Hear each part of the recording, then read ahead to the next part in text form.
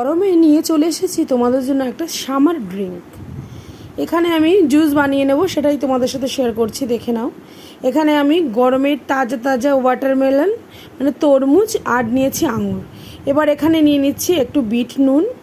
এবার যেহেতু এটা বেশি মিষ্টি হয় না, সেই জন্য আমি এখানে একটু ইউজ করেছি, অনেকে চিনি ইউজ করতে পারো, আমি এখানে মিষ্টি গুঁড়ো ইউজ করেছি আর ইউজ করেছি একটু লেবু, পাতি লেবু, গন্ধরাজ লেবু, যেটা অ্যাভেলেবেল আছে সেটাই তোমরা দেবে।